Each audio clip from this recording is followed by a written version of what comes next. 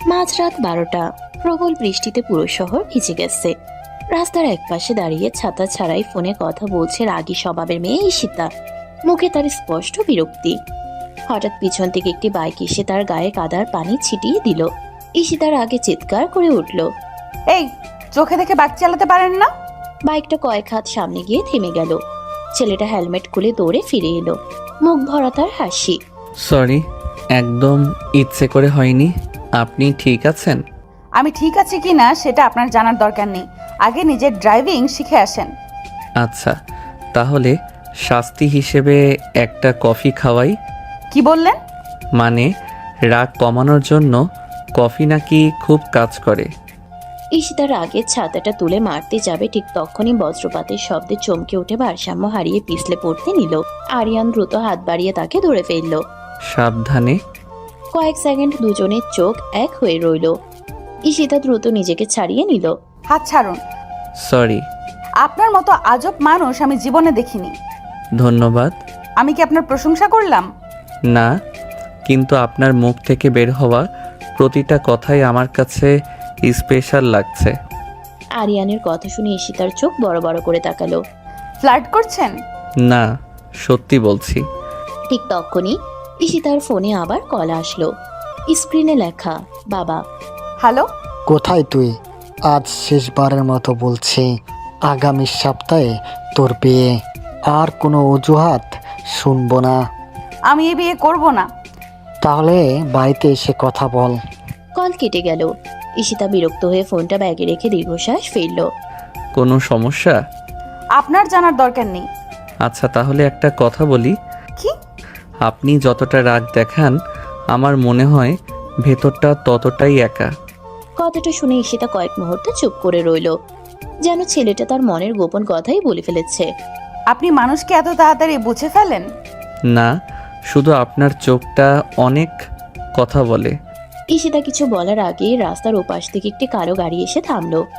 চারজন লোক দ্রুত নেমে তাদের দিকে এগিয়ে আসতে লাগলো। একজন বলে উঠল, ম্যাম, স্যার আপনাকে এখনই বাসায় নিয়ে যেতে বলেছেন। আমি কোথাও যাব না। জোর করে নিয়ে যেতে হবে। লোকটা ঈশিতার হাত ধরতে আরিয়ান তার হাত শক্ত করে চেপে ধরলো। ওনার অনুমতি ছাড়া ওনার গায়ে হাত দেবেন না। চারপাশে হঠাৎ থমথমে নীরবতা নেমে এলো। লোকগুলো এবার আরিয়ানের দিকে তাকিয়ে মুচকি হাসলো। তাদের একজন শার্টের হাতা গুটিয়ে সামনে এগিয়ে এলো।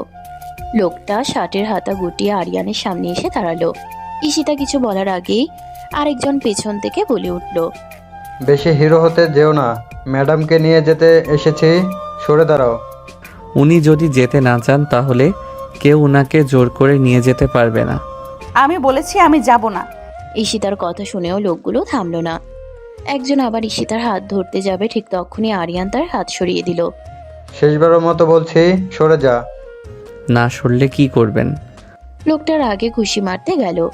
আরিয়ান এক পাশে সরে তার হাত চেপে ধরে হালকা ধাক্কা দিতেই লোকটা কাদার মধ্যে পড়ে গেল।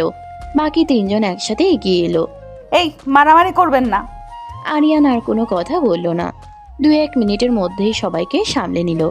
লোকগুলো ব্যথায় গাঁতরাতে লাগলো। তুই কে রে? ওনার পরিচিত একজন। ঠিক তখনই ঈশিতার ফোন আবার বেজে উঠল। এবারও তার বাবার কল। হ্যালো। লোকগুলোকে কেন ফিরিয়ে দিলি? কারণ আমি যেতে চাই না। তুই বাড়ি না ফিরলে কাল সকালে আমি নিজেই ফিরে আসবো। ফোন কেটে গেল। ঈশিতা বিরক্ত হয়ে চোখ বন্ধ করলো। মনে হচ্ছে সমস্যাটা অনেক বড়। কিন্তু সেটা আমার একার সমস্যা। আজ থেকে চাইলে দুইজনেরও হতে পারে। ঈশিতা ব্রুকুচকে তাকালো। আপনি সবসময় এমন কথা বলেন? না, যার জন্য বলতে ইচ্ছা করে শুধু তাকেই বলি। ঈশিতা কিছুক্ষণ চুপ করে থাকলো, তারপর ধীরে ধীরে বলল, আপনি জানেন আমি কাউকে সহজে বিশ্বাস করি না। আমিও চাই না আপনি একদিনে বিশ্বাস করুন, সময় নিয়ে করুন। বৃষ্টি তখনও ঝরছে। ঠান্ডা ঈশিতা হালকা কেঁপে উঠল। আরিয়ান নিজের জ্যাকেট খুলে তার দিকে বাড়িয়ে দিল। এটা পরে নিন। লাগবে না। জ্বর হলে ওষুধ খাওয়ানোর সুযোগও তো পাবো না। কথাটা শুনে ঈশিতা অজান্তেই হেসে ফেলল। সঙ্গে সঙ্গে আবার মুখ গম্ভীর করে নিল। আপনি খুব বিরক্তিকর। কিন্তু একটু আগে তো হাসলেন। আমি হাসিনি। আচ্ছা, তাহলে আমার চোখের ভুল। ঈশিতা আর কিছু বলল না, ধীরে ধীরে জ্যাকেটটা হাতে নিল। এই তো, রাগী মানুষগুলোর মন আসলে অনেক নরম হয়। বেশি খুশি হবেন না, জ্যাকেট কাল ফেরত দিয়ে দেব। জ্যাকেট ফেরত দিলেও একটা শর্ত আছে। কি শর্ত? তখন 1 কাপ কফি আমার সাথে খেতে হবে। ঈশিতা উত্তর দেওয়ার আগেই রাস্তার পাশে একটি কালো গাড়ি এসে থামলো। গাড়ি থেকে নামলো স্যুট পরা এক ভদ্রলোক। তাকে দেখে ঈশিতার মুখের হাসি মিলিয়ে গেল। আপনি এখানে? তোমাকে নিতে এসেছি। আর এই ছেলেটাকে, সেটা আজই জানতে চাই। ভদ্রলোকের গম্ভীর কণ্ঠ শুনে চারপাশ নিস্তব্ধ হয়ে গেল। আরিয়ান ঈশিতার দিকে তাকিয়ে বুঝতে পারলো মানুষটাকে দেখে সে সত্যি অস্বস্তিতে পড়েছে। আমাকে নিতে আসার দরকার ছিল না। দরকার ছিল, কারণ তুমি আবারও আমার কথা অমান্য করেছো। স্যার, উনি যদি এখন যেতে না চান? তোমাকে আমি কিছু জিজ্ঞেস করেছি। আরিয়ান চুপ হয়ে গেল। ঈশিতা সামনে এসে দাঁড়ালো। ওর সাথে এইভাবে কথা বলবেন না, ওর কোনো দোষ নেই। তাহলে দোষ কার? এক অচেনা ছেলের সাথে মাঝরাতে রাস্তায় দাঁড়িয়ে আছো। উনি অচেনা হলেও অন্তত জোর করে কোনো সিদ্ধান্ত চাপিয়ে দিচ্ছেন না। কথাটা শুনে ভদ্রলোকের চোয়াল শক্ত হয়ে গেল। শেষবারের মতো বলছি, গাড়িতে ওঠো। না। দুজনের মাঝে উত্তেজনা বাড়তেই আরিয়ান ধীরে ধীরে ঈশিতার পাশে এসে দাঁড়ালো। স্যার, রাগ করবেন না, উনি এখন মানসিকভাবে ভালো নেই। আজ ওনাকে একটু সময় দিন। তুমি জানো আমি কে? না, জানার দরকারও নেই। আমি শুধু এইটুকু জানি, কাউকে জোর করলে সে আরও দূরে সরে যায়। ভদ্রলোক কয়েক মুহূর্ত আরিয়ানের দিকে তাকিয়ে রইলেন। তারপর ঠান্ডা গলায় বললেন, তোমার নাম? আরিয়ান। ঠিক আছে আরিয়ান, আবার যদি আমার মেয়ের তোমাকে আশেপাশে দেখি, তখন কিন্তু কিভাবে কথা বলবো না। কথাটা বলেই তিনি গাড়িতে উঠে চলে গেলেন। গাড়িটা চোখের আড়াল হতেই ঈশিতার দীর্ঘশ্বাস ফেলল। উনি আপনার বাবা? হুম। উনি আপনাকে অনেক ভালোবাসেন, শুধু প্রকাশ করার ধরনটা ভুল। সবাই এই কথাই বলে, কিন্তু কেউ আমার কষ্টটা বোঝে না। কয়েক সেকেন্ড নীরবতা নেমে এলো। চলুন, আপনাকে বাসায় পৌঁছে দেই। দরকার নেই, আমি নিজেই যেতে পারবো। জানি পারবেন, তবুও আজকে কেন জানি আপনাকে একা ছাড়তে ইচ্ছে করছে না। ঈশিতা প্রথমবারের মতো আরিয়ানের চোখের দিকে স্থির হয়ে তাকালো। সেই চোখে কোনো স্বার্থ নেই। আপনি সব মানুষের জন্য এত চিন্তা করেন?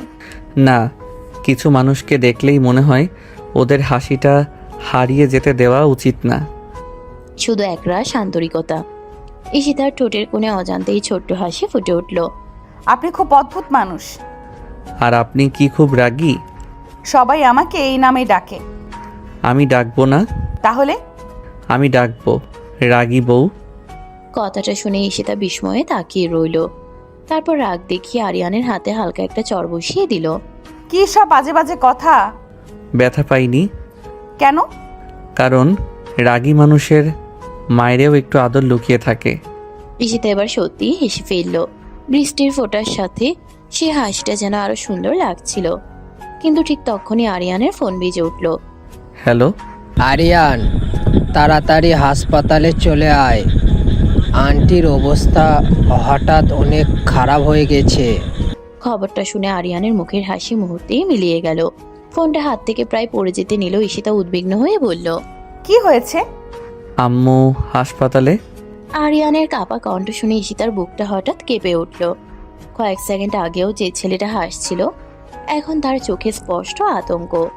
কোন হসপিটালে? সিটি কেয়ার হাসপাতালে। আমাকে এখনই যেতে হবে। চলো।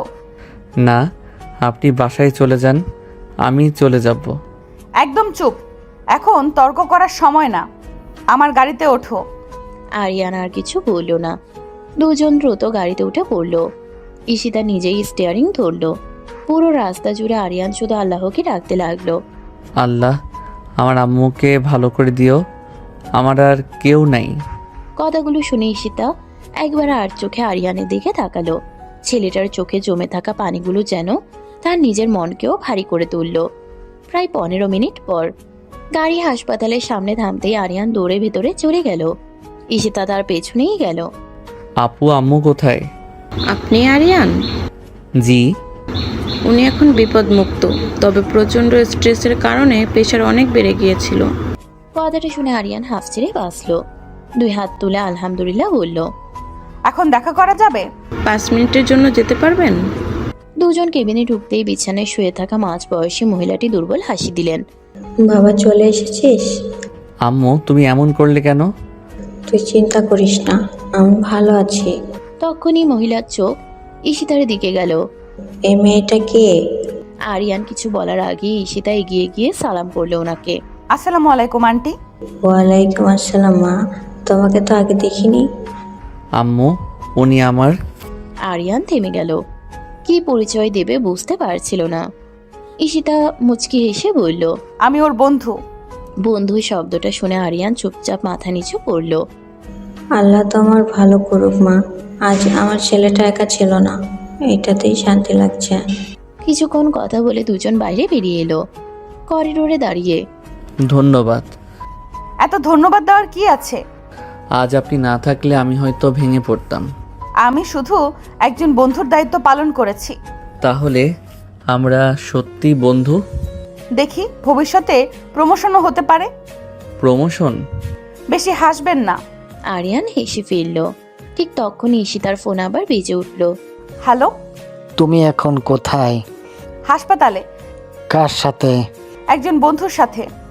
আমি 5 মিনিটের মধ্যে হাসপাতালে আসছি।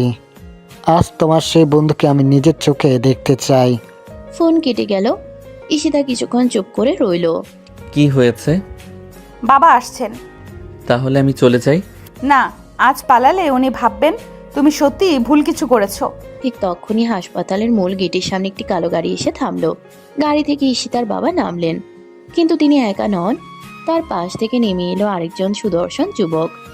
যুবকটা মুচকি হেসে ঈশিতার দিকে তাকিয়ে বলল, অবশেষে দেখা হলো ঈশিতা। আগামী মাসে তো আমাদের এঙ্গেজমেন্ট, তাই না? যুবকটার কথা শুনে আরিয়ান অবাক হয়ে ঈশিতার দিকে তাকালো। ঈশিতার মুখ মুহূর্তেই শক্ত হয়ে গেল। কে বলেছে আপনার সাথে আমার এঙ্গেজমেন্ট হবে? আঙ্কেল তো সব ঠিক করে ফেলেছেন। আঙ্কেল ঠিক করলেই সব হয় না।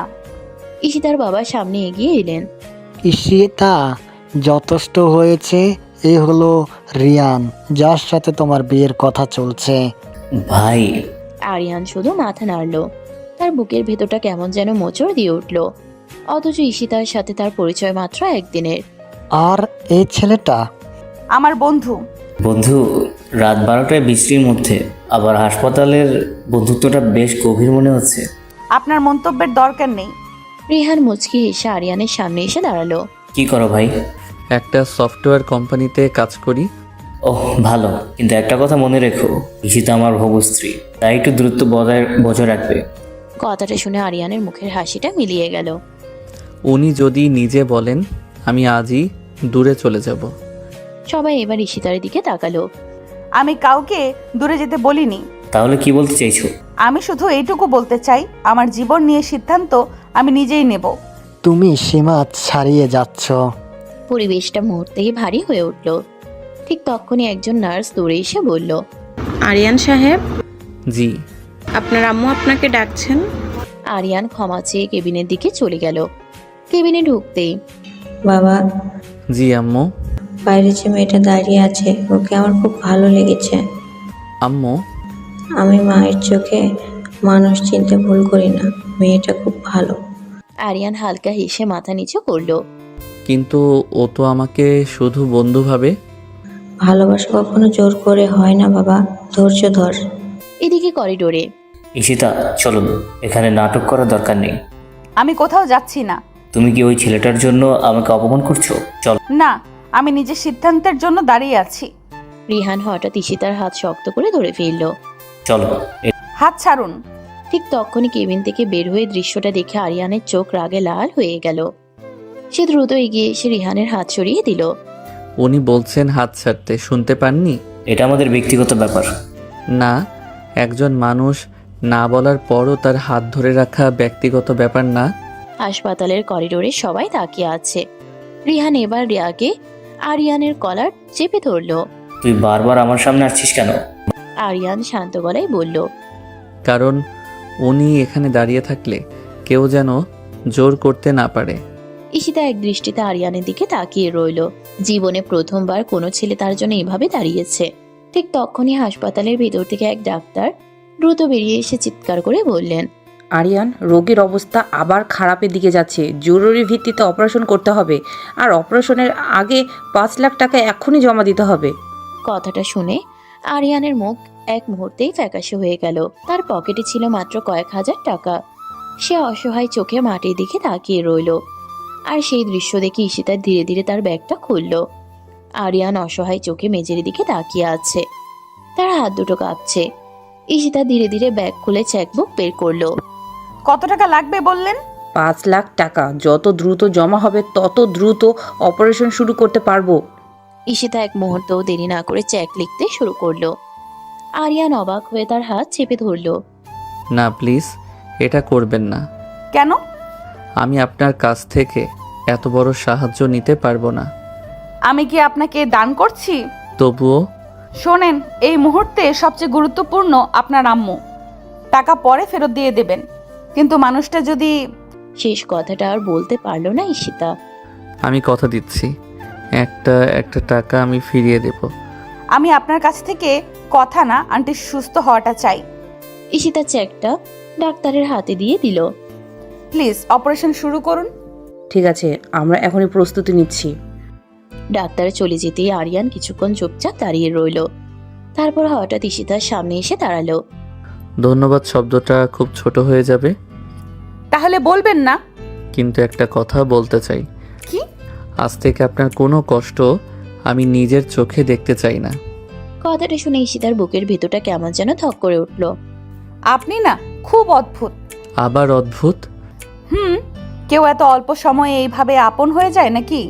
দুজনের চোখ আবার এক হয়ে গেল। ঠিক তখনই গলা খাকারি দিয়ে রিহান সামনে এসে দাঁড়ালো। বাহ, হাসপাতালে রোম্যান্স চলছে দেখি। আপনার সমস্যা কি? সমস্যা হলো আমার হবু স্ত্রী অন্য একটা ছেলের জন্য 5 লাখ টাকা দিয়ে দিচ্ছে। আমি কাকে সাহায্য করব সেটা আমার ব্যক্তিগত বিষয়। বিয়ের পর আর থাকবে না। বিয়েটা আগে হোক, তারপর এইসব কথা বলবেন। রিহান রাগে দাঁত চেপে ঈশিতার বাবার দিকে তাকালো। আঙ্কেল, আপনি কিছু বলছেন না কেন? ঈশিতা, তুমি সীমা ছাড়িয়ে যাচ্ছ। আমি একজন অসুস্থ মানুষের চিকিৎসার জন্য টাকা দিয়েছি। এতে যদি সীমা ছাড়িয়ে যায় তাহলে আমি বারবার সেই সীমা পার হব। ঈশিতার বাবা কিছুক্ষণ চুপ করে রইলেন। তিনি প্রথমবারের মতো মেয়ের চোখে অন্যরকম দৃঢ়তা দেখলেন।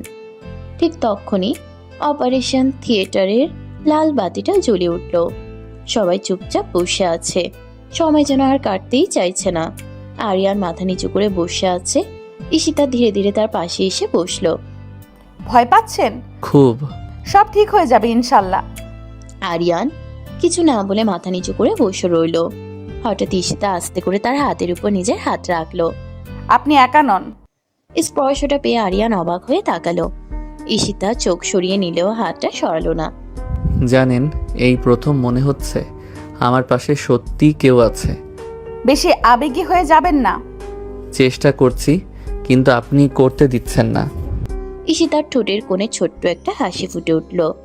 ঠিক তখনই অপারেশন থিয়েটারের দরজা খুলে ডাক্তার বেরিয়ে এলেন। সবাই একসাথে উঠে দাঁড়ালো। অপারেশন সফল হয়েছে। কথাটা শুনে আরিয়ান আলহামদুলিল্লাহ বলে চোখ বন্ধ করলো।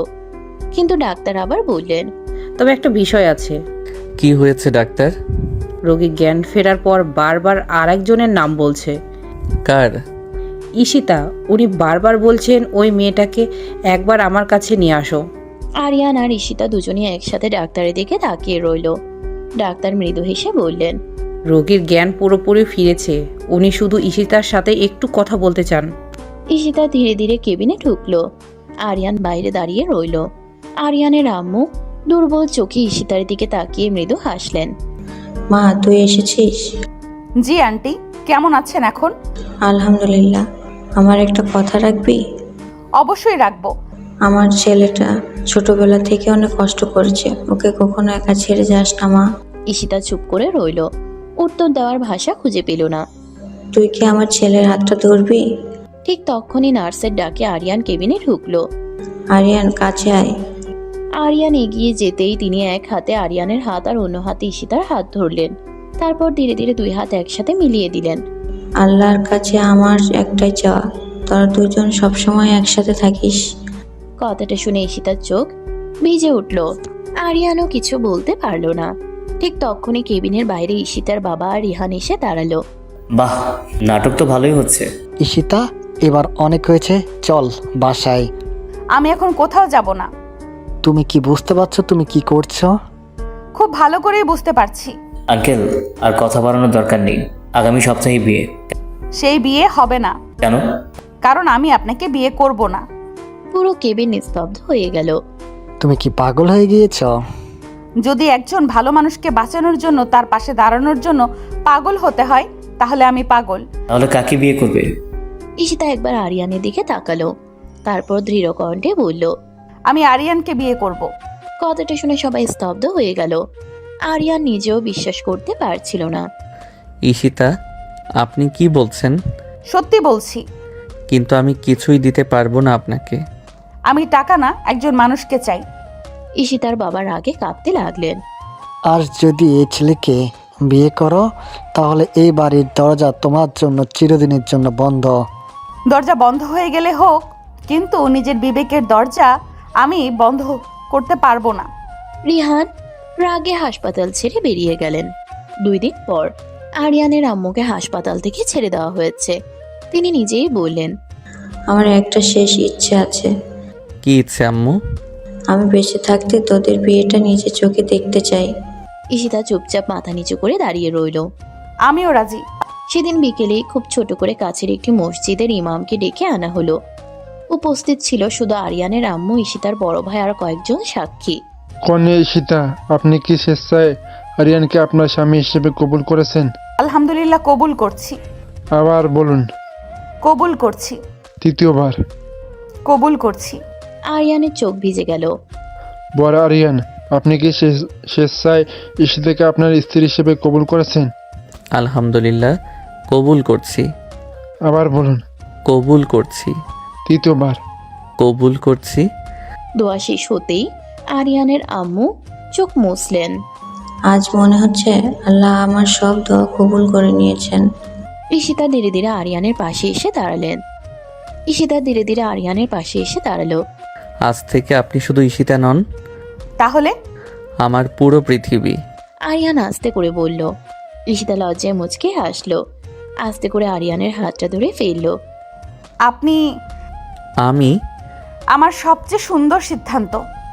দুজন একে অপরের দিকে তাকিয়ে রইল। দুজন নতুন এক জীবনের শুরু হলো তাদের ভালোবাসার হাত ধরে। বিয়ের সব আনুষ্ঠানিকতা শেষ। ঈশিতা আর আরিয়ান পাশাপাশি দাঁড়িয়ে আছে। দুজনের চোখে অন্যরকম এক শান্তি। ঠিক তখনই আরিয়ানের আম্মু মুচকি হেসে বললেন, এভাবে দাঁড়িয়ে থাকবে নাকি? বউকে নিয়ে বাসায় যাবে না? আরিয়ান লজ্জা পেয়ে মাথা চুলকাতে লাগলো। বাসা তো খুব ছোট আম্মু। ছোট হলে সমস্যা কোথায়? আপনি কষ্ট পাবেন। একটা কথা বলবো? আপনার সাথে থাকলে কষ্ট আমার কাছে সুখ মনে হয়। কথাটা শুনে আরিয়ানের বুকের ভিতরটা কেঁপে উঠল।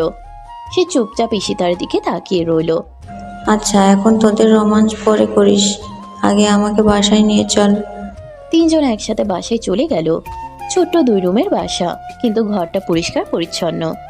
ঈশিতা চারদিকে তাকিয়ে মৃদু হেসে বলল, জানেন, আমার এত বড় বাড়িতে থেকেও কখনো এত শান্তি লাগেনি। সত্যি? কারণ এখানে অভিনয় নেই। আরিয়ান কিছু বলল না, শুধু মুচকি হাসলো। ঠিক তখনই আরিয়ানের আম্মু বললেন, ঈশিতা মা, আমার আলমারিতে একটা শাড়ি আছে, ওটা পরে আয় তো। এখনই আসছি আম্মু। কয়েক মিনিট পর ঈশিতা হালকা গোলাপি রঙের শাড়ি পরে বের হলো। ভেজা চুলগুলো কাঁধে ছড়িয়ে আছে তার। আরিয়ান তাকিয়ে থেকেই ভুলে গেল যে চোখ নামাতে হয়। এইভাবে কি দেখছেন? একটা কথা বলবো? বলুন। আপনাকে আজ অসম্ভব সুন্দর লাগছে। ঈশিতার গাল লাল হয়ে গেল। মিথ্যা প্রশংসা করতে হবে না। আমি মিথ্যা বলতে শিখিনি। ঈশিতা চোখ নামিয়ে ফেলল। আরিয়ানের আম্মু সব দেখছিলেন। তিনি হাসতে হাসতে বললেন, আমি একটু ওষুধ খেয়ে ঘুমাই, তোরা গল্প কর। আম্মু নিজের রুমে চলে যেতেই ঘরে নীরবতা নেমে এলো। চা খাবেন? আপনি বানাতে পারেন? খুব ভালো পারি। তাহলে আজ আপনার হাতের চা খেতে চাই। কিছুক্ষণ পর দুজন বারান্দায় পাশাপাশি বসে চা খেতে লাগলো। হালকা বাতাসে ঈশিতার চুল বারবার উড়ে এসে আরিয়ানের মুখে লাগছিল। আরিয়ান আস্তে করে চুলগুলো কানের পাশে গুজে দিল। ঈশিতা একটু চমকে উঠল। কি করছেন? বারবার মুখে লাগছিল। আর যদি আবার লাগে? তাহলে আবার সরিয়ে দেব। ঈশিতা মুচকি এসে কাপের দিকে তাকিয়ে রইল। কিছুক্ষণ পর একটা কথা বলি, বলুন। আজ প্রথমবার মনে হচ্ছে আমি সত্যিই কারো স্ত্রী। আর আমার মনে হচ্ছে আল্লাহ আমার সব হারানো জিনিস একসাথে ফিরিয়ে দিয়েছেন। ঈশিতা ধীরে ধীরে নিজের হাতটা আরিয়ানের হাতের উপর রাখলো। একটা প্রতিশ্রুতি দিবেন? জীবন দিয়েও রাখবো। কোনোদিন আমার হাত ছেড়ে যাবেন না। যদি ছাড়তেই হয় তারপর? তাহলে মৃত্যুই আমাদের আলাদা করবে। কথাটা শুনে ঈশিতার চোখ ভিজে আসলেও মুখে একটা প্রশান্ত হাসি ফুটে উঠল। সে মাথাটা ধীরে ধীরে আরিয়ানের কাঁধে রেখে দিল। আরিয়ানও আলতো করে ঈশিতার হাতটা নিজের হাতে জড়িয়ে নিল। বাইরে হালকা বাতাস বইছে, আর তাদের নতুন জীবনের প্রথম সন্ধ্যাটা নীরব ভালোবাসায় ভরে উঠল। রাত অনেক হয়ে গেছে, চারদিকে একদম নীরবতা। ঈশিতা বারান্দায় দাঁড়িয়ে আকাশের চাঁদ দেখছে। হালকা বাতাসে তার চুলগুলো বারবার উড়ে এসে মুখ ঢেকে দিচ্ছে। ঠিক তখনই পিছন থেকে আরিয়ান ধীরে ধীরে এসে দাঁড়ালো। ঘুম আসছে না? না, নতুন জীবনের প্রথম রাত, কেমন যেন অন্যরকম লাগছে। আমারও। কিছুক্ষণ দুজনেই চুপ করে দাঁড়িয়ে রইল। নীরবতাটাও যেন আজ কথা বলছিল। একটা কথা বলবো? বলুন। আজও বিশ্বাস হচ্ছে না আপনি সত্যি আমার স্ত্রী। কেন? কারণ আমি কখনো ভাবিনি আমার মতো সাধারণ একজন মানুষের জীবনে আপনি আসবেন। আরে আমি কখনো ভাবিনি এত বড় বাড়িতে থেকেও যে শান্তি পাইনি সেটা একটা ছোট্ট বাসায় এসে খুঁজে পাবো। আরিয়া মুচকি হেসে ঈশিতার দিকে তাকালো। আপনার ঠান্ডা লাগবে, ভেতরে চলুন। আর একটু দাঁড়াই। ঠিক আছে, তবে একটা শর্ত। কি শর্ত? ঠান্ডা লাগলে পরে কিন্তু আমার উপর রাগ করা যাবে না। আচ্ছা, করব না। কথাটা বলেই ঈশিতা হেসে ফেলল। সেই হাসিটা দেখে আরিয়ান কয়েক মুহূর্ত তাকিয়ে রইল। এইভাবে কি দেখছেন? হাসলে আপনাকে আরো সুন্দর লাগে। ঈশিতা লজ্জায় চোখ নামিয়ে ফেলল। আপনি না মাঝে মাঝে এমন কথা বলেন যে উত্তর খুঁজে পাই না। উত্তর দিতে হবে না, তাহলে? শুধু এভাবেই হাসবেন। ঈশিতা আস্তে করে আরিয়ানের হাতটা ধরল। জানেন, আজকে একটা জিনিস খুব ভালো লাগছে। কি? এখন থেকে সুখের খবর হোক বা কষ্টের খবর, দুটোই আপনাকে বলার একজন মানুষ পেয়েছি। আর আমি পেয়েছি এমন একজনকে যার জন্য প্রতিদিন আরো ভালো মানুষ হতে ইচ্ছে করে। দুজনের চোখ আবার এক হয়ে গেল। হঠাৎ হালকা বাতাসে ঈশিতার চুল মুখের উপর এসে পড়ল। আরিয়ান খুব যত্ন করে চুলগুলো কানের পাশে সরিয়ে দিল। আপনি সব সময় এত কেয়ারিং। শুধু আপনার জন্য। কথাটা শুনে ঈশিতা ধীরে ধীরে আরিয়ানের কাঁধে মাথা রাখলো। একটা কথা রাখবেন? অবশ্যই। যত ব্যস্তই থাকুন, প্রতিদিন অন্তত একবার আমাকে বলবেন যে আপনি আমাকে ভালোবাসেন। একবার কেন? তাহলে? যতবার আপনার হাসি দেখব ততবারই বলবো। ঈশিতা হেসে ফেলল। তারপর আলতো করে আরিয়ানের হাতটা আরো শক্ত করে ধরে বলল, I love you Aryan. Aryan কিছুক্ষণ চুপ করে থেকে ঈশিতার কপালে খুব আলতো করে একটি ভালোবাসার চুমু এঁকে দিল। আমিও আপনাকে অনেক ভালোবাসি মিসেস আরিয়ান। ঈশিতা লজ্জায় চোখ বন্ধ করে ফেলল। তাহলে এবার শুরু করি। কাছে এসো, আরো কাছে। আজ থাক প্লিজ, খুব লজ্জা লাগছে। জামাইয়ের কাছে লজ্জা কিসের? তোমার ঠোঁটের স্পর্শ সব লজ্জা ঢেকে দেবে। আহ, কি নরম ঠোঁট তোমার। মনে হচ্ছে সারা জীবন এই ঠোঁটের সাথে লেগে থাকি। আরিয়ান ঈশিতার ঠোঁট কামড়ে ধরল। পাগলের মতো কামড়াতে লাগলো। ঈশিতার একদিকে যেমন ব্যথা লাগছে, তেমন অন্যরকম আনন্দও অনুভূত হচ্ছে। চোখ বন্ধ করে পুরোটা সময় অনুভব করতে লাগলো। আরিয়ান ঈশিতার আঁচল সরিয়ে ফেলল। ব্লাউজের বোতামে হাত দিতে গেলে ঈশিতা আরিয়ানের হাত ধরে ফেলল। উফ, ছাড়ো, কি করছো এসব? আর পারছি না, আজ এ পর্যন্তই থাক। হাত সরাও বলছি। আজকে কোনো বাধা শুনবো না। কতগুলো দিন এই রাত 3টার জন্য অপেক্ষা করেছি। তোমার শরীরের প্রতিটি জায়গায় আজ আমার ভালোবাসার স্পর্শ এঁকে দেব। আরিয়ান আরো শক্ত করে ঈশিতার বুক চেপে ধরল। ঈশিতা চরম সুখে জোরে জোরে নিঃশ্বাস নিতে থাকলো। আরিয়ান এক হাতে ঈশিতার বুকে আদর করতে থাকলো আর পাগলের মতো চুমু খেতে লাগলো। ঈশিতা আরিয়ানের মাথায় হাত দিয়ে তার বুকে চেপে ধরলো আর মিটিমিটি হাসতে লাগলো। আর কত? হ্যাঁ, কিছু বাকি রাখবে না? নিজের বউয়ের ক্ষেত্রে আবার কিসের বাকি? যা আছে সবই তো আমার। আরে পাগল, সকাল হয়ে গেছে, এবার তো ছাড়ো। আরো সময় আছে এসব করার। কি আর করার? কথা বলতে বলতেই তো অর্ধেক রাত পার করে ফেলেছিলাম। এজন্যই আর এখন কিছু করার সময় নেই, যাও তাহলে পাগলি, গোসল করে ফেলো। হ্যাঁ, সেটাই বলছিলাম, একেবারে গোসল করে বের হই। যাই তাহলে। এই শোনো, তোমার ঠোঁট কিন্তু অনেক মজার। ইস কি মজা খেতে, প্রতিদিন খেতে চাই। শখ কত, আর খাওয়া যাবে না, যা খেয়েছো এনাফ। না না, সেটা হবে না। আচ্ছা শোনো, তুমি এখন তাহলে গোসলে যাও, আমি একটু ঘুমিয়ে নেই। পরদিন সকাল, জানালার ফাঁক দিয়ে সূর্যের আলো ঘরে ঢুকছে। ঈশিতার ঘুম ভাঙতেই সে অনুভব করলো তার হাতের উপর কারো হাত রাখা। চোখ খুলে দেখলো আরিয়ান পাশেই ঘুমিয়ে আছে। ঘুমের মধ্যেও তার মুখে একটা শান্ত হাসি। ঈশিতা কিছুক্ষণ চুপ করে আরিয়ানের দিকে তাকিয়ে রইল। এই মানুষটা এত কষ্টের পরও কিভাবে এত শান্ত থাকতে পারে? ঈশিতা ধীরে করে উঠে বসতে গেল, কিন্তু আরিয়ানের ঘুম ভেঙে গেল। কোথায় যাচ্ছেন? আপনি জেগে গেলেন? আপনি পাশে না থাকলে ঘুম ভেঙে যায়। ঈশিতা অবাক হয়ে তাকালো। এত সকালে এত কথা শিখলেন কোথায়? বিয়ের পর বুঝলাম বউকে খুশি রাখার জন্য একটু বেশি কথা বলতেও হয়। ও তাই নাকি? তবে একটা সমস্যা আছে। কি সমস্যা? আমার বউ খুব রাগী। আমি রাগী? তবে তবে রাগ করলে আরো বেশি সুন্দর লাগে। ঈশিতা মুখ ঘুরিয়ে হাসি লুকানোর চেষ্টা করলো। আপনি আমাকে সবসময় এভাবে বোকা বানান। না, আমি শুধু সত্যি কথা বলি। ঠিক তখনই আরিয়ানের আম্মু দরজায় এসে দাঁড়ালেন। তোমরা কি সকাল থেকে গল্পই করবে নাকি নাস্তাও খাবে? দুজনেই লজ্জা পেয়ে গেল। আম্মু আপনি বসুন, আমি নাস্তা তৈরি করছি। তুমি? কেন, আমি পারবো না? পারবে না বলিনি, শুধু ভাবছি এত বড় বাড়ির মেয়ে রান্না করে দাঁড়াবে। আম্মু, বড় বাড়ি দিয়ে কি হয়? নিজের মানুষগুলোর জন্য কিছু করতে পারাটাই তো আসল। কথাটা শুনে আরিয়ানের আম্মুর চোখ ভিজে উঠল। আল্লাহ তোকে সুখী করুক মা। ঈশিতা রান্নাঘরে চলে গেল। কিছুক্ষণ পর আরিয়ানও পেছনে পেছনে গেল। আপনি এখানে কি করছেন? সাহায্য করতে এসেছি। আপনি রান্না পারেন? ডিম ভাজতে পারি। বাহ, অনেক বড় যোগ্যতা। আপনার জন্য এটা দিয়ে শুরু করি। ঈশিতা হাসতে লাগলো। আরিয়ানও হাসতে হাসতে ডিম ভাজতে শুরু করলো। হঠাৎ আরিয়ানের হাতে একটু গরম তেল ছিটকে পড়লো। হাত দেখান। ঈশিতা তাড়াতাড়ি আরিয়ানের হাত ধরে পানি দিয়ে দিল। এত চিন্তা করছেন কেন? কারণ আপনি আমার। কথাটা বলি ঈশিতা থেমে গেল। নিজের মুখের কথা নিজেই বুঝতে পেরে লজ্জা পেল। আরিয়ান মুচকি হাসলো। আবার বলবেন? কি? কিছু না। আপনি অনেক দুষ্টু হয়ে গেছেন। আপনার ভালোবাসাই হয়েছি। দুজনের হাসির শব্দ পুরো ছোট্ট ঘরটাকে ভরে দিল। ঠিক তখনই দরজায় কড়া নাড়ার শব্দ হলো। আরিয়ান দরজা খুলতেই সামনে একজনকে দেখে থমকে গেল। আপনি এখানে? দরজার সামনে দাঁড়িয়ে আছে ঈশিতার বাবা। আমার মেয়ের সাথে কিছু কথা আছে। আরিয়ান আর ঈশিতা দুজনেই একে অপরের দিকে তাকালো। এতদিন পর প্রথমবার ঈশিতার বাবাকে দেখে নতুন এক অজানা আশঙ্কা তৈরি হলো। দরজার সামনে ঈশিতার বাবা দাঁড়িয়ে আছেন। মুখে আগের মতো রাগ নেই, বরং এক ধরনের ক্লান্তি আর অনুশোচনা দেখা যাচ্ছে। আরিয়ান কিছুক্ষণ চুপ করে দেখে সরে দাঁড়ালো। ভিতরে আসুন আঙ্কেল।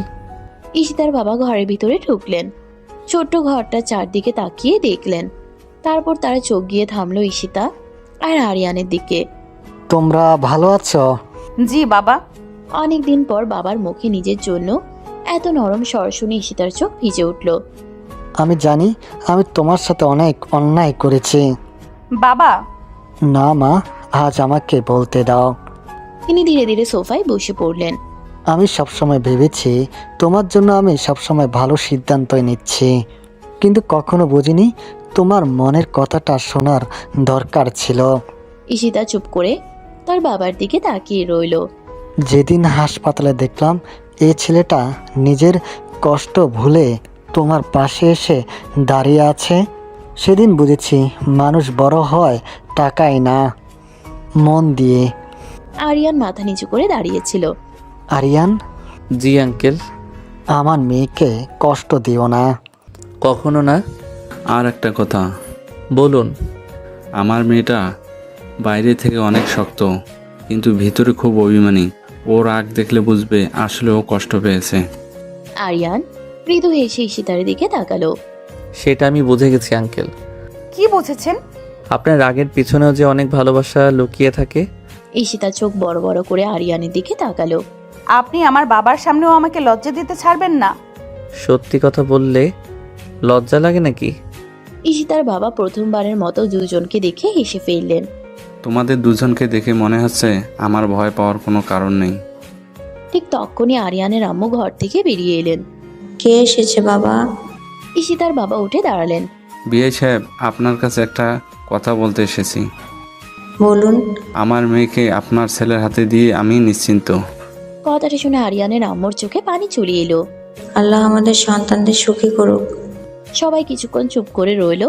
কিছুক্ষণ পর ঈশিতার বাবা চলে যাওয়ার পর ঈশিতা বারান্দায় দাঁড়িয়েছিল। আরিয়ান ধীরে ধীরে তার পাশে এসে দাঁড়ালো। মন খারাপ? না।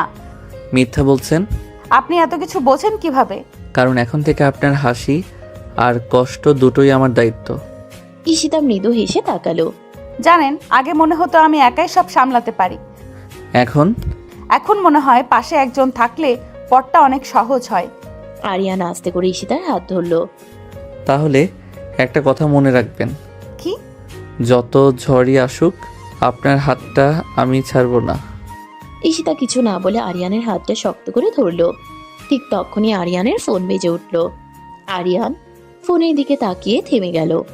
অপরিচিত একটা নম্বর থেকে কল এসেছে। হ্যালো।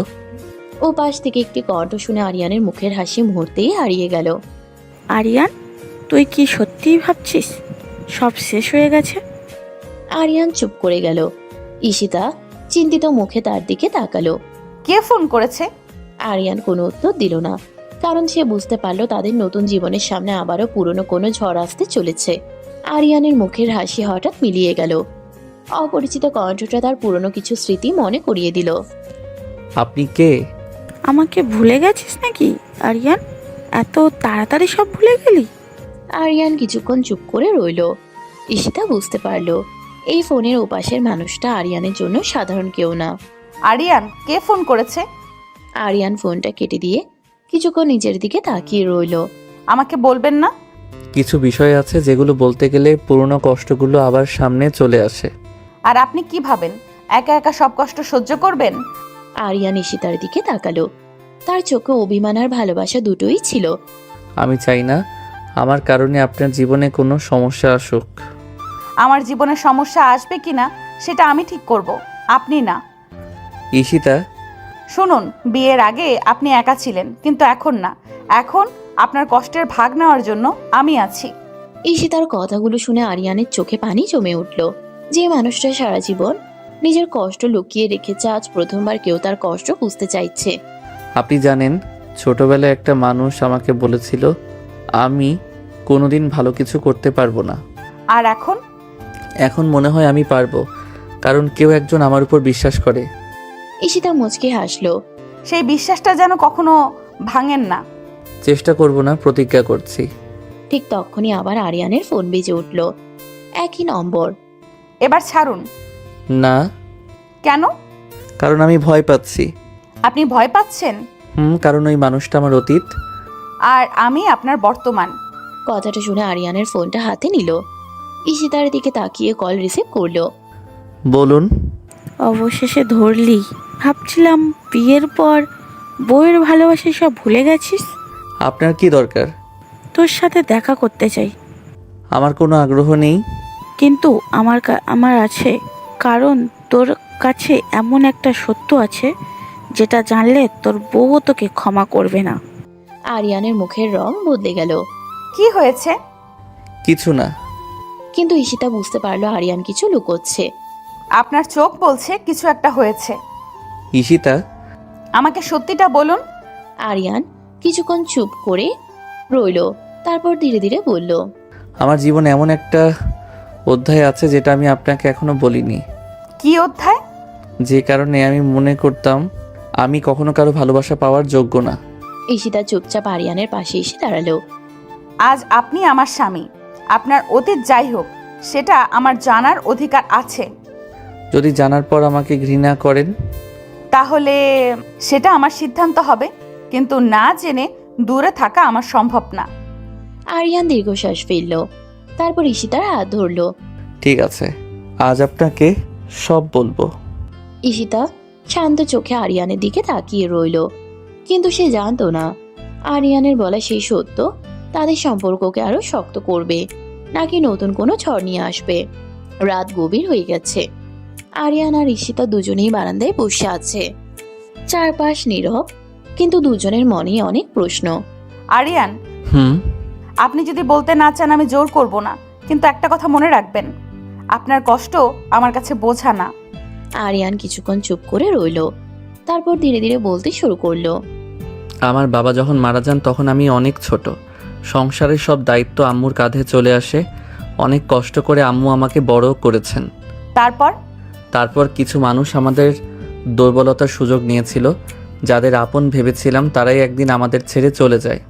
আরিয়ানের গলা ভারী হয়ে গেল। আমি তখন বুঝেছিলাম এই পৃথিবীতে নিজের জন্য নিজেকেই লড়তে হয়। তাই বলে সবাইকে দূরে সরিয়ে রাখতেন? কারণ যাকে আপন করতাম তাকেই হারানোর ভয় হতো। ঈশিতা চুপচাপ আরিয়ানের কথা শুনছিল। ওই মানুষটাই আজ ফোন করেছে। আমার অতীতের একজন মানুষ। কে সে? আমার বাবার ছোট ভাইয়ের ছেলে। আপনার চাচাতো ভাই? একসময় আমরা খুব কাছের ছিলাম, কিন্তু একটা ঘটনার পর সব বদলে যায়। কি ঘটনা? আরিয়ান কিছুক্ষণ চোখ বন্ধ করে রইল। আমার বাবার রেখে যাওয়া কিছু সম্পত্তি ছিল। সবাই ভেবেছিল আমি ছোট, আমাকে সহজে ঠকানো যাবে, কিন্তু আম্মু সব বুঝে গিয়েছিলেন। তারপর? আম্মুকে মিথ্যা অপবাদ দেওয়া হয়েছিল। বলা হয়েছিল তিনি নাকি লোভের জন্য সব করছেন। ঈশিতার চোখে রাগ ফুটে উঠল।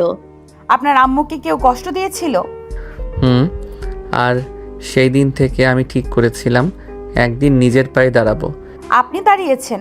কিন্তু একটা জিনিস হারিয়ে ফেলেছিলাম। কি? বিশ্বাস করার ক্ষমতা। ঈশিতা ধীরে ধীরে আরিয়ানের হাত নিজের হাতে নিল। তাহলে আজ থেকে নতুন জিনিস শিখুন। কি? সবাই একরকম না। আরিয়ান ঈশিতার দিকে তাকিয়ে রইল। আপনি কেন এত ভালো? জানি না।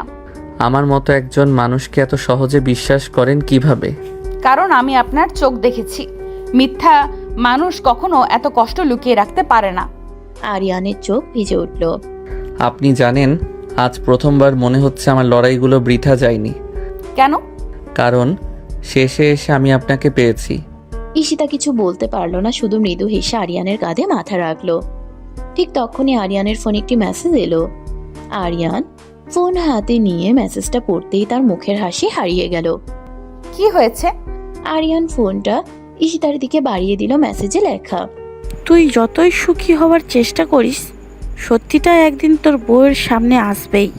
ঈশিতা মেসেজটা পড়ে শান্তভাবে আরিয়ানের দিকে তাকালো। আমাকে ভয় দেখানোর চেষ্টা করছে কেউ। ঈশিতা, কিন্তু একটা কথা মনে রাখবেন। কি? আমি আপনার পাশে দাঁড়িয়েছি আপনার অতীত না জেনে না, আপনার মানুষটাকে দেখে। আরিয়ান কিছু বলার আগে ঈশিতা তার হাত শক্ত করে ধরে ফেলল। এইবার আপনার অতীত যদি ফিরে আসে, আমরা দুজন মিলে তার সামনে দাঁড়াবো। আরিয়ান প্রথমবার অনুভব করলো সে আর একা নয়। কিন্তু কে সেই মানুষ যে তাদের সুখ নষ্ট করতে চাইছে? আরিয়ানের লুকিয়ে রাখা সত্যই বা কি? তাহলে এবার চলো বিছানায় যাই, তোমাকে আদর করে দেই। কতক্ষণ আদর করতে পারিনি আমার বউটাকে। যাও, আবার শুরু করলে? এত রোমান্টিক কথা আসে কোত্থেকে? এত হট বউ থাকলে তো রোমান্টিকতা এমনিই চলে আসবে। আরিয়ান পেছন থেকে এসে তাকে জড়িয়ে ধরে, চুলগুলো সরিয়ে ঘাড়ে চুমু দিতে থাকে, কানের চুল সরিয়ে চুমু দিতে থাকে। এক হাতে ঈশিতার পুরো শরীরে স্পর্শ করে, আর এক হাতে ঈশিতাকে চেপে ধরে রাখে যাতে সে নড়তে না পারে। আরো কাছে এসো, আদরে আদরে ভরিয়ে দাও আমাকে। হঠাৎ করে ঈশিতার শরীরে ঝড় বয়ে গেল। পিছন দিকে ফিরে এক ঝটকায় আরিয়ানের শার্ট খুলে ফেলল। আরিয়ানকে শক্ত করে জড়িয়ে ধরল। ঈশিতার শরীরের প্রতিটি ভাঁজ আরিয়ান ফিল করলো। এক হাতে ঈশিতার কোমর চেপে ধরলো, আর এক হাতে চুল। তোমার নিঃশ্বাস ফিল করতে পারি। এত জোরে নিঃশ্বাস নিচ্ছ কেন? ভালোবাসার মানুষ কাছে থাকলে এরকমই হয়। চলো বিছানায় যাই, তোমাকে মন ভরে দেখি। চাইলে তো বউকে কোলে নিয়েও বিছানায় ফেলে দেওয়া যায়। আচ্ছা ম্যাম, এই ছিল আপনার মনে। চলুন আজকে আপনাকে কুইন ট্রিটমেন্টই দিব। ঈশিতাকে কোলে তুলে নেয় আরিয়ান, বিছানায় শুয়ে দেয়। এক টান দিয়ে শাড়িটা খুলে ফেলে। ঈশিতার উপর ঝাঁপিয়ে পড়ে, যেন অনেক দিনে জমানো সুখ আজ সে উজাড় করে দিবে। এ কেমন আদর? আমি তো পাগল হয়ে যাচ্ছি। আরো আদর করো, আদরে আদরে আমাকে ভরিয়ে দাও। আজ সব কিছু তোমাকে উজাড় করে দিলাম। আরিয়ান উঠে লাইটটা অফ করে দিল, টেবিল ল্যাম্পে জ্বেলে দিল। মৃদু আলোতে ঈশিতাকে অনেক সুন্দর লাগছে। আরিয়ান মন ভরে ঈশিতাকে দেখছে আর পাগলের মতো আদর করছে। এভাবেই লজ্জা পেরিয়ে তারা দুজনের একান্ত কাছে চলে আসে। পরদিন সকাল। নতুন সম্পর্কের নতুন অনুভূতিতে আরিয়ান আর ঈশিতার জীবন ধীরে ধীরে বদলে যাচ্ছে। যে মানুষটা একসময় নিজের কষ্ট একা সহ্য করত, এখন তার প্রতিটা মুহূর্তে একজন মানুষ পাশে থাকে। পরদিন সকালে আরিয়ান, উঠবেন? আরিয়ান চোখ বন্ধ করেই মুচকি হাসলো। আর একটু ঘুমাতে দেন। না, প্রতিদিন এত দেরি করে উঠলে হবে? আগে তো কেউ ছিল না বকা দেওয়ার জন্য। এখন আছে। আরিয়ান চোখ খুলে ঈশিতার দিকে তাকালো। তার মুখে একটা শান্ত হাসি। জানেন, এই বকাটাও আমার ভালো লাগে, কেন? কারণ এই বকার মধ্যে অধিকার আছে। ঈশিতা কিছু বলতে গিয়েও থেমে গেল। আরিয়ানের এই ছোট ছোট কথাগুলোই তাকে প্রতিদিন নতুন করে অনুভব করায়। সে ভুল মানুষকে জীবনসঙ্গী বানায়নি। বেশি কথা না বলে উঠে পড়ুন। একটা কথা বলবো? কি? বিয়ের আগে ভাবতাম ভালোবাসা মানে শুধু বড় বড় কথা, কিন্তু এখন বুঝি ভালোবাসা মানে সকালে ঘুম থেকে তুলে দেওয়া, অসুস্থ হলে পাশে বসে থাকা, আর চুপ থাকলেও মনের কথা বুঝে ফেলা। ঈশিতার চোখে মায়া ফুটে উঠল। আপনিও অনেক বদলে গেছেন। আপনার জন্য। ঠিক তখনই আরিয়ানের আম্মু দরজায় এসে দাঁড়ালেন। তোমাদের দুজনকে দেখে আমার একটা শান্তি লাগে। আন্টি, মা, তুমি জানো না আমার ছেলেটা কতটা একা ছিল? তুমি আসার পর ও আবার হাসতে শিখেছে। ঈশিতা চুপ করে রইল। আরিয়ান মায়ের দিকে তাকিয়ে মৃদু হাসলো। আম্মু, এখন কিন্তু আমার দুইজন মানুষ আছে। দুজন? একজন আপনি আর একজন ঈশিতা। ঈশিতা লজ্জায় মুখ ঘুরিয়ে নিল। ঠিক তখনই ঈশিতার ফোনে একটা মেসেজ এলো। মেসেজটা পড়ে ঈশিতার মুখের হাসি হঠাৎ মিলিয়ে গেল। কি হয়েছে? কিছু না। ঈশিতা, আমাকে লুকাবেন না। ঈশিতা কিছুক্ষণ চুপ থেকে ফোনটা আরিয়ানের হাতে দিল। মেসেজে লেখা, তোমার বিয়ে হয়েছে ঠিকই, কিন্তু পুরনো হিসাব এখনো শেষ হয়নি। আরিয়ানের চোখের দৃষ্টি বদলে গেল। কে পাঠিয়েছে এটা? জানি না। যেই হোক, একটা কথা মনে রাখবেন। কি? আগে আপনি আমার পাশে দাঁড়িয়েছিলেন, এখন আপনার পাশে দাঁড়ানোর দায়িত্ব আমার। ঈশিতা চুপ করে আরিয়ানের হাতটা শক্ত করে ধরল। শুধু একটা কথা দিন। কি? যাই হোক না কেন, আমাকে একা ছেড়ে যাবেন না। এই হাত যখন ধরেছি শেষ পর্যন্ত ধরে রাখবো। কিন্তু তারা কেউ জানতো না তাদের ভালোবাসার সামনে এবার এমন একটা সত্য আসতে চলেছে যা তাদের সম্পর্ককে আরো শক্ত করবে, নাকি নতুন ঝড় নিয়ে আসবে। রাত অনেক হয়ে গেছে, ঘরের আলোটা মৃদু জ্বলছে। ঈশিতা চুপচাপ জানালার পাশে দাঁড়িয়ে বাইরে তাকিয়ে আছে। আরিয়ান বিছানায় বসে তার দিকে তাকিয়ে আছে। কি ভাবছেন? কিছু না। এই কিছু না কথাটার মধ্যেই সবচেয়ে বেশি কিছু লুকিয়ে থাকে। ঈশিতা মৃদু হেসে আরিয়ানের দিকে তাকালো। আপনি এখন অনেক বুঝতে শিখেছেন। আপনার কাছ থেকেই শিখছি। আগে তো আমার কথা শোনার মতো কেউ ছিল না। কথাটা শুনে ঈশিতার মুখটা একটু বিষণ্ণ হয়ে গেল। সে ধীরে ধীরে আরিয়ানের পাশে এসে বসলো। এখন আছি তো। জানি। তাহলে এত চিন্তা করেন কেন? কারণ আপনাকে হারানোর ভয় হয়। ঈশিতা কিছুক্ষণ চুপ করে রইল, তারপর আস্তে করে আরিয়ানের হাতের উপর নিজের হাতটা রাখলো। একটা কথা মনে রাখবেন, আমি আপনার জীবনে এসেছি চলে যাওয়ার জন্য না। আরিয়ান ঈশিতার দিকে তাকিয়ে মুচকি হাসলো। আপনি জানেন আপনার এই কথাগুলো আমার জন্য কতটা মূল্যবান? জানি না। আমার পুরো পৃথিবীর সমান। ঈশিতা লজ্জায় চোখ নামিয়ে নিল। আপনি দিন দিন বেশি রোমান্টিক হয়ে যাচ্ছেন। দোষটা আপনার। আমার? হ্যাঁ, আগে ভালোবাসা কি জানতাম না, এখন আপনি শিখিয়ে দিয়েছেন। ঠিক তখনই দরজায় শব্দ হলো। দুজনেই তাকালো। বাবা একটু আসবে? জি আম্মু। আরিয়ান বাইরে চলে গেল। ঈশিতা তার শাশুড়ির কাছে গেল। মা, একটা কথা ছিল। বলেন আন্টি। তোমার জীবনে কি কোনো কষ্ট আছে যেটা তুমি আমাদের বলো না? প্রশ্নটা শুনে ঈশিতা চুপ হয়ে গেল। ঈশিতার চোখের সামনে পুরনো কিছু স্মৃতি ভেসে উঠল। না আন্টি। মা, মিথ্যা বলো না। আমি একজন মা, মুখ দেখে বুঝতে পারি। ঈশিতা কিছু বলতে পারলো না। ঠিক তখনই আরিয়ান ফিরে এলো। কি হয়েছে? ঈশিতা দ্রুত নিজেকে সামলে নিল। কিছু না। আবার কিছু না? আরিয়ান বুঝতে পারলো ঈশিতা কিছু লুকোচ্ছে। রাতে আজ আপনি আমাকে সত্যিটা বলবেন? কোন সত্য? যে কষ্টটা আপনি লুকিয়ে রাখেন। ঈশিতা কিছুক্ষণ নীরব রইল। আরিয়ান, সবাই ভাবে আমার জীবন অনেক সহজ ছিল, টাকা পরিবার সবকিছু ছিল, কিন্তু কেউ জানে না ছোটবেলা থেকে আমি নিজের সিদ্ধান্ত নেওয়ার অধিকার পাইনি। তারপর সবাই আমার জন্য ঠিক করতো আমি কি করব, কার সাথে থাকবো, শুধু আমার মনের কথা কেউ জানতে চাইতো না। আরিয়ান চুপচাপ শুনছিল।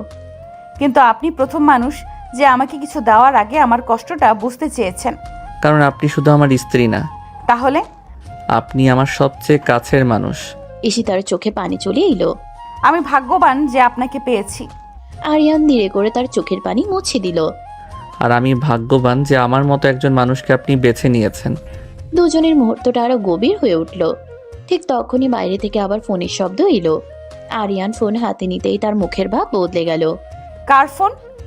যে মানুষটা এতদিন পর আমাদের জীবনে ফিরে এসেছে। কে? আরিয়ান ফোনের স্ক্রিনের দিকে তাকিয়ে রইল। আমার অতীত। আরিয়ান কিছুক্ষণ ফোনের স্ক্রিনের দিকে তাকিয়ে রইল। নামটা দেখে তার মুখের হাসি মুহূর্তেই হারিয়ে গেল। কে ফোন করেছে? একজন যাকে আমি ভেবেছিলাম আমার জীবন থেকে অনেক আগেই চলে গেছে। কে? আরিয়ান কোনো উত্তর দিল না, শুধু ফোনটা হাতে নিয়ে বারান্দায় চলে গেল। হ্যালো। অনেক বড় হয়ে গেছিস দেখছি, বিয়েও করে ফেলেছিস। আপনি আমাকে ভুলে গেছিস? ভুলে যাওয়ার চেষ্টা করেছি। আরিয়ানের গলা ভারী হয়ে গেল। এত বছর পর ফোন করার কারণ কি? কারণ তোর জীবনে এমন একজন এসেছে যার কারণে পুরনো সত্যগুলো আবার সামনে আসবে। পরিষ্কার করে বলুন। তোর স্ত্রী ঈশিতা, সে জানে না তার বাবার সাথে আমার সম্পর্কটা কি ছিল। কথাটা শুনে আরিয়ানের চোখ বড় বড় হয়ে গেল। ঈশিতার বাবার সাথে আপনার সম্পর্ক? হ্যাঁ, আর সেই সম্পর্কের কারণেই তোর জীবনেও বদলে গিয়েছিল।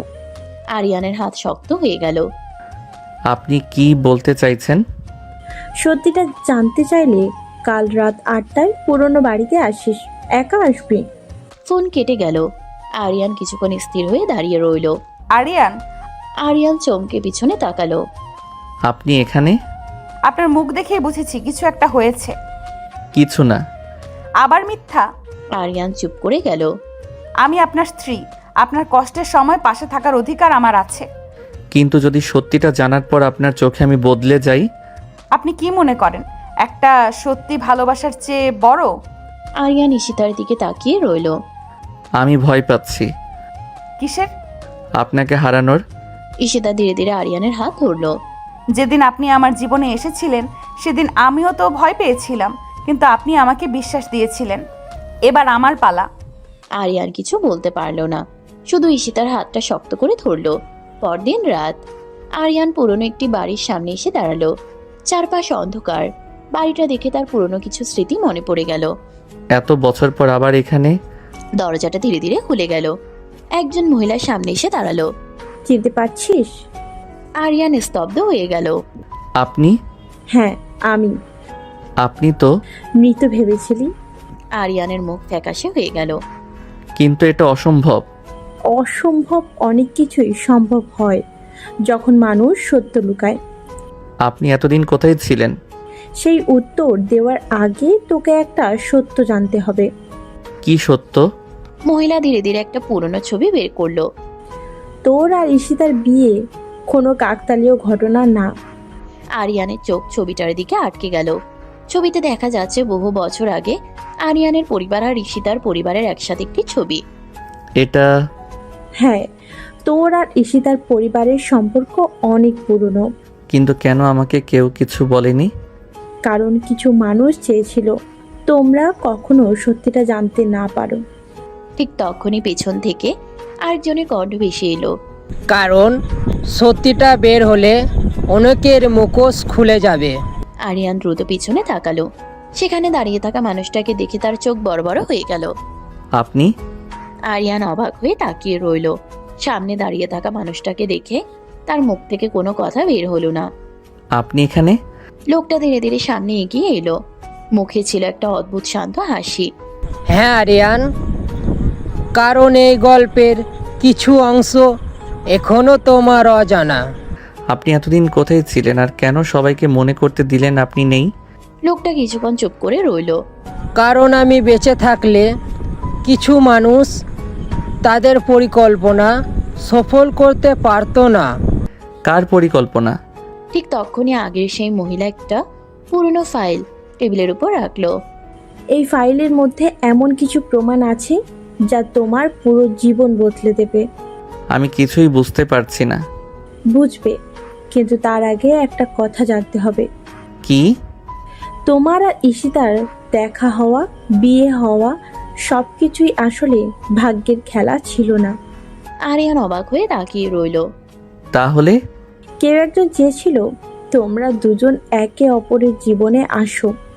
কে? মহিলা ধীরে ধীরে ফাইলটা খুলল। ভিতরে থাকা একটি চিঠি আরিয়ানের হাতে দিল। তাই তোমার বাবার লেখা। আরিয়ানের হাত কেঁপে উঠল। আমার বাবা? হ্যাঁ, মৃত্যুর আগে উনি এই চিঠিটা রেখে গিয়েছিলেন। আরিয়ান ধীরে ধীরে চিঠিটা খুলল। চিঠিতে লেখা, আরিয়ান, যদি কখনো এই চিঠি তোমার হাতে আসে তাহলে বুঝবে সত্যিটা জানার সময় এসেছে। তোমার জীবনে যে মানুষটা আসবে তাকে কখনো হারিয়ে ফেলো না, কারণ সেই মানুষটাই তোমার ভাঙা জীবনকে পূর্ণ করবে। আরিয়ানের চোখে পানি চলে এলো। বাবা জানতেন? হ্যাঁ, উনি ঈশিতার পরিবারকে অনেক আগে থেকেই চিনতেন। কিন্তু ঈশিতার পরিবার কেন কিছু জানে না? মহিলা চুপ করে গেল। মহিলা ধীরে ধীরে বলল, বলুন। কারণ ঈশিতার বাবার কাছ থেকে একটা সত্য লুকানো হয়েছে। কি সত্য? ঈশিতার মায়ের মৃত্যুর পেছনে যে ঘটনা ছিল সেটা দুর্ঘটনা ছিল না। কথাটা শুনে আরিয়ানের শরীর শিউরে উঠল। আপনি কি বলছেন? হ্যাঁ, আর সেই ঘটনার সাথে তোমার পরিবারের একজন জড়িত ছিল। আরিয়ানের চোখে অবিশ্বাস। কে? যার নাম জানলে তুমি সবচেয়ে বেশি কষ্ট পাবে। ঠিক তখনই আরিয়ানের ফোন বেজে উঠল। স্ক্রিনে ঈশিতার নাম দেখে সে কিছুটা শান্ত হলো। হ্যালো, আপনি কোথায়? আমি। মিথ্যা বলবেন না, আপনার গলায় বুঝতে পারছি কিছু হয়েছে। আরিয়ান চোখ বন্ধ করলো। ঈশিতা, আমি একটা সত্য জানতে পেরেছি। কি সত্য? এমন একটা সত্য যেটা হয়তো আমাদের জীবন বদলে দিতে পারে। আমি আসছি। না, আপনি আসবেন না। কেন? কারণ আমি ভয় পাচ্ছি। আরিয়ান, যদি সত্যিটা আমাদের আলাদা করে দেয়। ফোনের ওপাশে কিছুক্ষণ নীরবতা। তারপর ঈশিতা ধীরে করে বলল, যে সম্পর্ক সত্যি ভালোবাসার উপরে দাঁড়িয়ে থাকে তাকে কোনো সত্যি আলাদা করতে পারে না। আরিয়ানের চোখে পানি চলে এলো। আপনি যেখানে আছেন ঠিকানা পাঠান, আমি আসছি। ফোন কেটে গেল। ঈশিতা আসছে। হ্যাঁ। তাহলে প্রস্তুত হও, কারণ আজ রাতে শুধু সত্য প্রকাশ হবে না। মহিলা ফাইলে শেষ পাতাটা আরিয়ানের সামনে রাখলো। পাতায় একটি নাম লেখা। আরিয়ান নামটা দেখে জমে গেল। এটা হতে পারে না। কিন্তু এটাই সত্য। আরিয়ানের হাতে থাকা কাগজটা কাঁপতে লাগলো, কারণ সেই নামটা ছিল ঈশিতার নিজের পরিবারের একজনের। কাগজটার দিকে তাকিয়ে আরিয়ান কিছুক্ষণ নিস্তব্ধ হয়ে দাঁড়িয়ে রইল। তার চোখে অবিশ্বাস, কষ্ট আর রাগ একসাথে ফুটে উঠল। এটা অসম্ভব। সত্য কখনো কখনো অসম্ভব মনে হয় আরিয়ান। না, আমি বিশ্বাস করি না। ঈশিতার পরিবার এমন কিছু করতে পারে না। আরিয়ানের গলার দৃঢ়তা শুনে মহিলা কিছুক্ষণ চুপ করে রইল। তুমি ঈশিতাকে ভালোবাসো, তাই তুমি তার পরিবারকে বিশ্বাস করতে চাচ্ছ, কিন্তু সত্যিটা জানার অধিকার তোমার আছে। প্রমাণ কোথায়? মহিলা ফাইল থেকে আরো কিছু কাগজ বের করলো। এগুলো দেখো। আরিয়ান একের পর এক কাগজ দেখতে লাগলো। পুরনো রিপোর্ট, কিছু ছবি আর কিছু স্বাক্ষর করা কাগজ। এগুলো এত বছর ধরে লুকিয়ে রাখা হয়েছে? হ্যাঁ। কিন্তু কেন? কারণ কিছু মানুষ নিজের ভুল ঢাকার জন্য অন্যের জীবন নষ্ট করতেও পিছপা হয় না। ঠিক তখনই দরজায় শব্দ হলো। আরিয়ান দ্রুত পিছনে ফিরে তাকালো। সেখানে ঈশিতা দাঁড়িয়ে আছে। আরিয়ান। আরিয়ানের চোখে পানি দেখে ঈশিতার বুকটা কেঁপে উঠল। কি হয়েছে? আপনি এখানে কেন এসেছেন? কারণ আপনি একা কষ্ট পাচ্ছিলেন। ঈশিতা ধীরে ধীরে আরিয়ানের কাছে এগিয়ে এলো। আমাকে বলুন, যদি এমন কিছু জানেন যা জানার পর আমাকে ঘৃণা করবেন।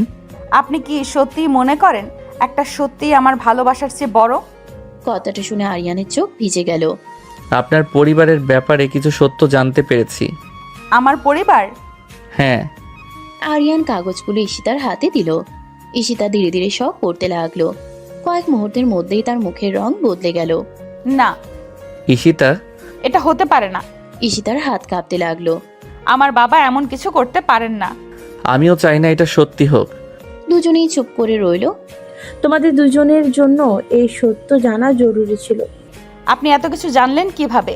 মহিলা কিছুক্ষণ চুপ করে থাকলেন। কারণ আমিও সেই ঘটনার একজন সাক্ষী। সাক্ষী?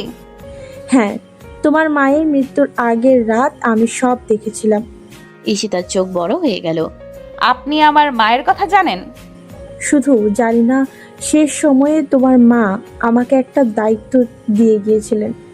কি দায়িত্ব? মহিলা ধীরে ধীরে একটা ছোট বাক্স বের করলেন। এটা তোমার মায়ের। বাক্সটা হাতে নিয়ে ঈশিতার চোখে পানি চলে এলো। এত বছর এটা কোথায় ছিল?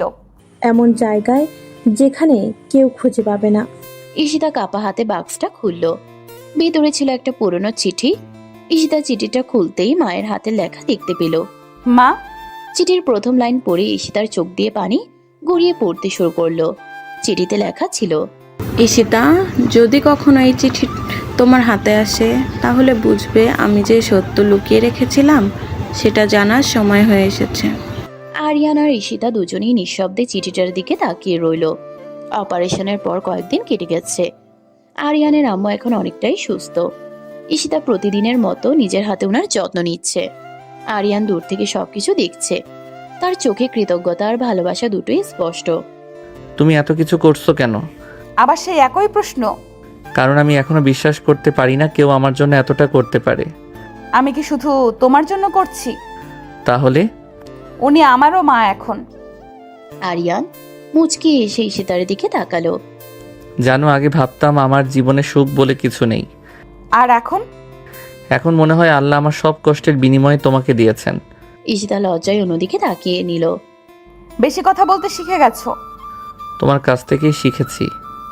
ঠিক তখনই আরিয়ানের আম্মু তাদের দিকে তাকিয়ে মুচকি হাসলেন। তোমাদের দুজনকে দেখে এমন একটা কথা মনে হয়। কি মা?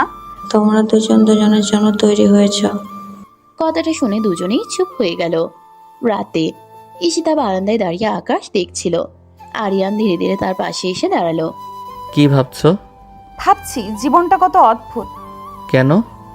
যাকে চিনতাম না আজ তার জন্য এত চিন্তা করি। আমিও ভাবি যে মেয়েটাকে প্রথম দেখেছিলাম শুধু সাহায্য করার মানুষ হিসেবে, সে আজ আমার পুরো পৃথিবী। ঈশিতা হালকা হাসলো। একটা কথা বলবো? বলো। তুমি কি কখনো আমাকে ছেড়ে যাবে? প্রশ্নটা শুনে আরিয়ান কিছুক্ষণ চুপ করে রইল। একটা কথা মনে রেখো ঈশিতা, যেদিন সবাই তোমার বিরুদ্ধে যাবে সেদিনও আমি তোমার পাশে থাকব। সত্যি?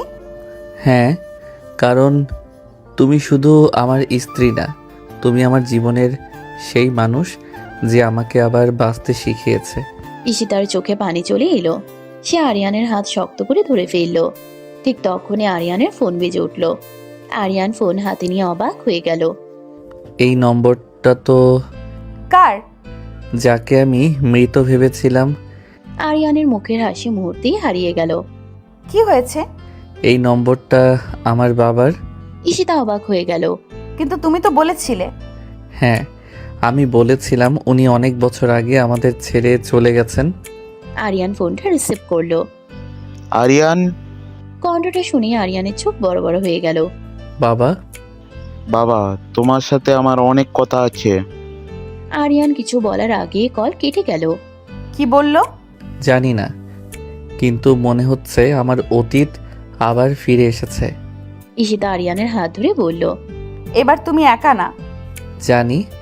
দুজনে একে অপরের দিকে তাকিয়ে রইল, কিন্তু তারা জানতো না এই ফোন কল তাদের জীবনে নতুন এক সত্য প্রকাশ করতে যাচ্ছে। রাতটা আরিয়ানের জন্য খুব অস্থির ছিল। বাবার ফোন আসার পর থেকে তার চোখে ঘুম নেই। পুরনো অনেক স্মৃতি একসাথে ফিরে আসছে। ঈশিতা চুপচাপ পাশে বসে আছে। তুমি কি এখনো ভাবছো? কি নিয়ে? ছোটবেলায় যেদিন বাবা আমাদের ছেড়ে চলে গিয়েছিল সেদিন আমি ঠিক করেছিলাম আর কখনো তাকে খুঁজবো না, কিন্তু আজ এত বছর পর উনি নিজে ফোন করলেন। সব প্রশ্নের উত্তর একদিন না একদিন পাওয়া যায়। যদি উত্তরটা কষ্টের হয়, তাহলে আমরা একসাথে সেই কষ্ট পার করব। ঈশিতার কথায় আরিয়ান মৃদু হাসলো। সে বুঝতে পারলো জীবনে কিছু মানুষ আসে যারা শুধু সুখের সময় না, কঠিন সময়েও পাশে থাকে। পরদিন আরিয়ান একা বাবার সাথে দেখা করতে গেল। ঈশিতা যেতে চাইলেও আরিয়ান তাকে বাসায় থাকতে বলেছিল। আমার অতীতের সাথে আজ আমাকে একাই দেখা করতে হবে। কিন্তু মনে রেখো, ফিরে আসার পর তোমার বর্তমান তোমার জন্য অপেক্ষা করবে। আরিয়ান ঈশিতার দিকে তাকিয়ে হাসলো। আমার বর্তমানই আমার সবচেয়ে বড় শক্তি। আরিয়ান পুরনো একটি ঠিকানায় গেল। সেখানে একজন বয়স্ক মানুষ বসেছিল। বাবা। লোকটা ধীরে ধীরে উঠে দাঁড়ালো। চোখে পানি জমে গেল। আমার ছেলে। এত বছর কোথায় ছিলেন? তোমাদের ছেড়ে যাওয়ার ইচ্ছে আমার ছিল না বাবা। কিছু মানুষ আর কিছু পরিস্থিতি আমাকে বাধ্য করেছিল। তাহলে আমাদের একা ফেলে গেলেন কেন? আরিয়ানের গলায় অভিমান স্পষ্ট ছিল। আমি ভুল করেছি, কিন্তু তোমার মা তোমাকে কষ্ট দেওয়ার শাস্তি আমি প্রতিদিনই পেয়েছি। কিছুক্ষণ নীরব নেম। আমি আপনাকে ক্ষমা করতে পারবো কিনা জানি না। আমি ক্ষমা চাইতেও আসিনি, শুধু শেষবারের মতো ছেলের সামনে দাঁড়াতে চেয়েছিলাম। কিছুক্ষণ নীরবতা নেমে এলো। আরিয়ান চুপ করে রইল। ঠিক তখনই ঈশিতার সামনে এসে দাঁড়ালো। তুমি এখানে? তুমি ভাবলে আমি জানবো না তোমার কষ্টের সময় আমি দূরে থাকবো? আরিয়ানের বাবা ঈশিতার দিকে তাকিয়ে মুচকি হাসলেন। তুমি নিশ্চয়ই ঈশিতা, যে মেয়ের কথা শুনেই বুঝেছি আমার ছেলে আবার হাসতে শিখেছে। বাবা, পুরনো কষ্ট ধরে রাখলে নতুন সুখগুলো হারিয়ে যায়। কথাটা শুনে আরিয়ানের বাবা চোখ মুছে নিলেন। কয়েকদিন পর আরিয়ানের বাবা ধীরে ধীরে তাদের জীবনের অংশ হয়ে গেলেন। পুরনো ভুলগুলো ঠিক করা সম্ভব না হলেও নতুন সম্পর্কগুলো আবার তৈরি হতে লাগলো এক সন্ধ্যায়। কি ভাবছো? ভাবছি জীবনটা আসলেই অদ্ভুত। কেন? যে ছেলেটা একদিন ভেবেছিল তার পাশে কেউ নেই, আজ তার একটা পরিবার আছে। ঈশিতা হাসলো। আর এই সব কিছুর পেছনে একজন মানুষ আছে। কে? আমার রাগী জেদি কিন্তু সবচেয়ে ভালো মনের স্ত্রী। আমি কি রাগী? অনেক। আর সুন্দরও। ঈশিতা লজ্জা পেয়ে অন্যদিকে তাকালো। তুমি না একদম বদলে গেছো। তোমার ভালোবাসায়। আরিয়ান ঈশিতার হাত ধরে বলল। প্রতিশ্রুতি দিচ্ছি জীবনের শেষ দিন পর্যন্ত তোমার হাত এভাবেই ধরে রাখবো। আমিও। দুজনের চোখে ছিল ভালোবাসা, বিশ্বাস আর একসাথে পথ চলার প্রতিশ্রুতি। কখনো কখনো জীবন আমাদের এমন মানুষের সাথে পরিচয় করিয়ে দেয় যাদের আমরা খুঁজিনি, কিন্তু তারাই হয়ে যায় আমাদের সবচেয়ে বড় প্রাপ্তি। সমাপ্ত।